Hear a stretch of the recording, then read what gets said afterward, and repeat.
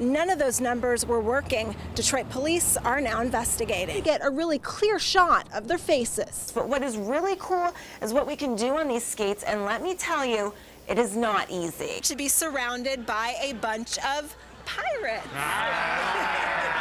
And I'm kind of hanging out at the beach too. I've got my feet in the sand right here, relaxing. Reporting live from the Book Cadillac, Robin Murdoch, Fox 2 News. It's been hot, brutal, a lot of sweating, a lot of water drinking.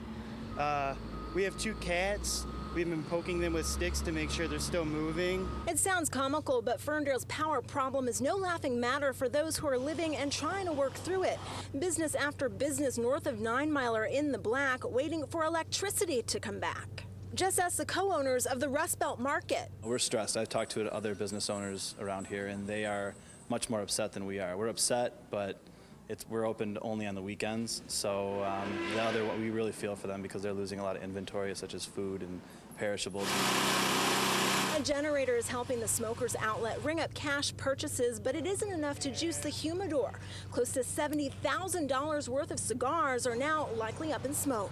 Are you surprised at how many people are actually still shopping, coming to you guys for business? No.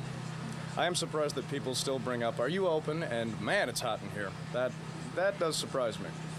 We've noticed, trust me. DTE crews blame the outage on an underground cable that failed. They spent the day trying to pinpoint the problem and even brought in 2 portable generators to try and pick up some of the power load and give residents relief.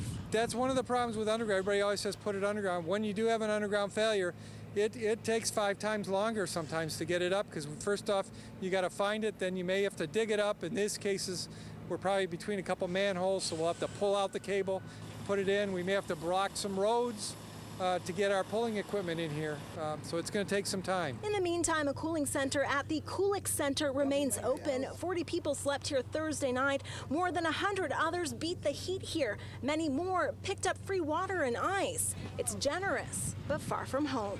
I'm a man of a lot of creature comforts. I think I'm high maintenance, so this has been awful. So I fully appreciate my electricity and, you know, my AC and television, and I miss watching the Tigers. A solemn tribute to a man who died trying to serve and protect. Family and friends and those who never even knew West Bloomfield police officer Patrick O'Rourke came out to Friday's funeral, showing their colors and showing their respect. Sarah Samborski lost her Oak Park officer husband back in 2008, so she understands.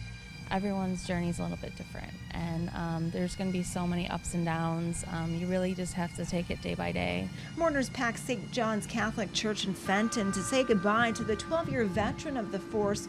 O'Rourke was the first West Bloomfield police officer ever to be killed on duty. Can I impose upon the O'Rourke family to do something? I would ask that you all stand up for a moment. Please turn around and see who's behind you. All of these people, and all the agencies and communities they represent, have always been behind you. At the service, he was described as a tender, strong, and courageous man, and no one knows better than his wife, Amy, and their 4 young kids. But I bet he is up there with his idol, Elvis. He just loved him. Going, man, I don't know. This is pretty awesome, because, just, you guys, thank you. Your love is just amazing. And I feel it, and it's wonderful. Officer O'Rourke spent his final moments on Sunday night warning neighbors. He was trying to help what he believed to be a suicidal man when that man opened fire on him through a door. The deadly shooting led to a 20-hour standoff, with the suspect eventually turning the gun on himself. Patrick put his life on the line along with his family of officers, whom he respected and dearly loved, as they sought to bring about security and peace for all of us. It was a risk Officer O'Rourke was willing to take. He was a hero in life and now in death. His memory forever with those who loved and lost him, those who will never forget. I don't know how I'm ever going to express my gratitude. I don't. I love you guys so much. God bless you all. And Daddy's here with us. He is, and he's loving it. loving it. Oh, he wouldn't have asked for any of this, but he's loving it. Will be forever mine. Reporting for Fox 2 News, I'm Robin Murdoch.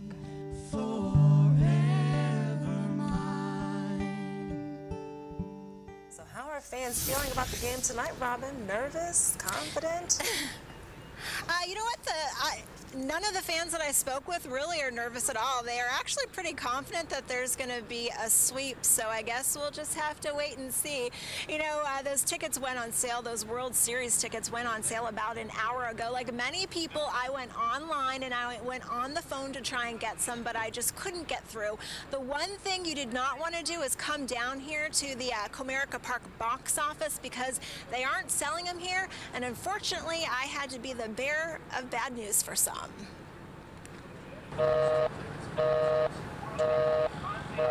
It is a sound likely heard all over Michigan today. Tigers World Series tickets went on sale at 10. I think they're doing great, and I think we're going all the way, a sweep. No problem whatsoever. So at 10, many were on their phone or online trying to be among the first to snag them. Unfortunately, this guy thought you could get them at the Comerica box office. I'm very bummed. I didn't sleep, and now I have to drive 2 hours back home with no ticket. The Tigers still need to pull out one more win against the Yankees to clinch the Fall Classic spot and a shot at the World Series title, a title they haven't seen since 1984 and are due. I really don't think that the Yankees are going to just lie down and let us take them, so I think it's going to be a good game. I think the difference is the Yankees are old, but you know, our pitching have been very, very good this year, and they've been holding us down all year, you know, through the series, and you know, it's just been a very good pitching run we've been having, something we haven't been having in the past. It was an up and down season, but they've really come alive in the second half, especially in the playoffs. It's exciting to watch. Win or lose tonight, Tigers fans are confident their team will outplay the Yankees, if not here, on the road, making Detroit not only pennant proud, but the Tigers a force to be reckoned with. And those World Series seats, a hot commodity. I can't afford them. If you can make it a way for me to get a seat, I'll accept it, but I wish them the best. And you'll be watching from your couch? Oh, ain't no question. Somebody's couch. Now, we had to tell probably about a dozen or so people that came down here to Comerica Park that they just could not get their tickets here. It really broke my heart to tell that guy who traveled all the way from Kalamazoo. Hopefully, he was able to get some. From what I understand, those tickets are now going for online anywhere from a couple $100s to a couple thousand. Only one arrest has been made in the murder of Jerry and Blake, but if his mother had his way, several more people would soon be charged. She had that to say on the day of his funeral. It's sad that I got to see him like this. Last moment in the casket, you know. Hundreds turned out to say goodbye to 17-year-old Jerry and Blake on Monday. They wore T-shirts in his memory, and in their memories is how he'll stay alive. He shined in his JROTC uniform, and what I remember about him most is talking to the cadets. All right, Private. The Southeastern High School senior died back on May 14th when he was shot in an East Side liquor store parking lot.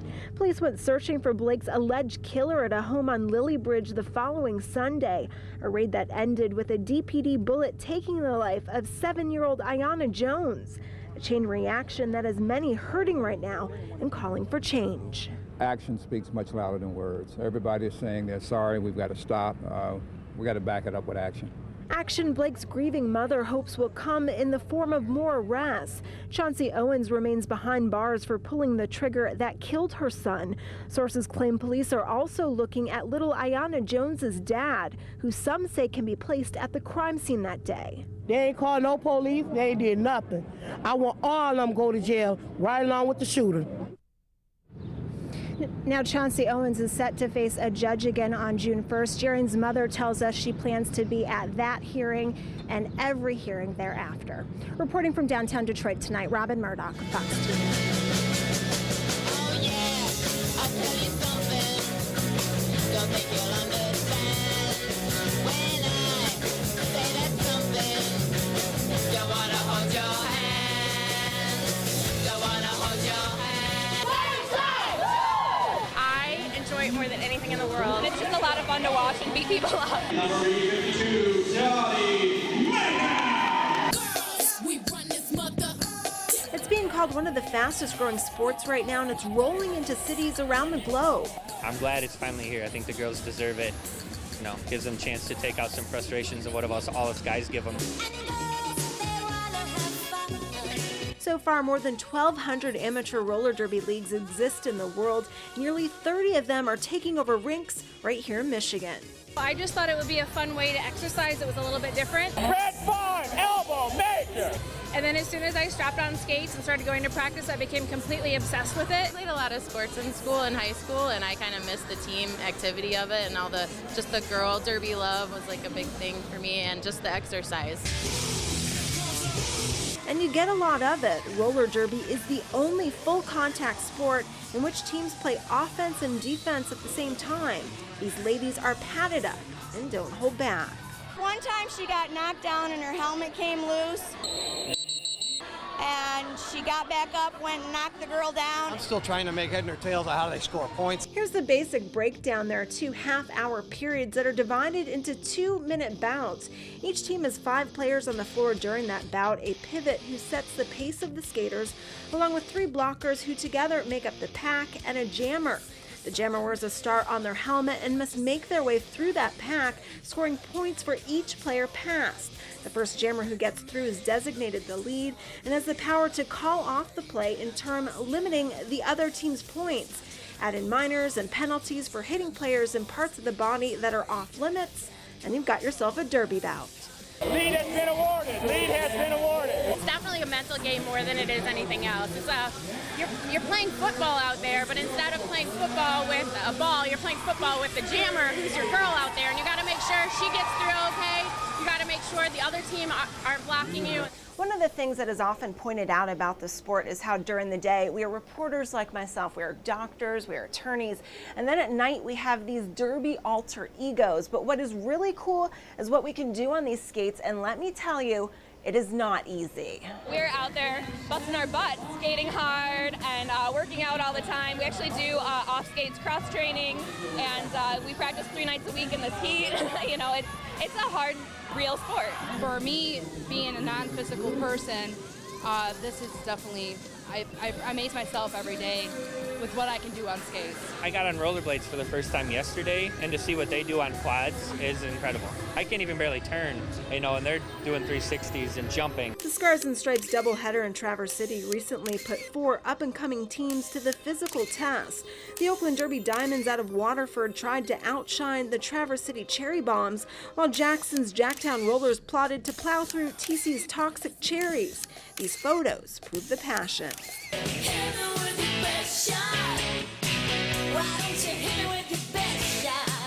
I think a lot of people are still in the mentality of the 70s roller derby where it was all staged. It was more like wrestling. You know, girls were actually pulling each other's hair, and that's not the sport at all that it is today. It is a legitimate sport. I didn't know what to think the first time I saw it. I thought, you know, maybe that it was a little too racy or something before I saw it, but they just are out there having a good time, and it's family fun. Movies like the big screen blockbuster Whip It. Number 69, Bloody Holly.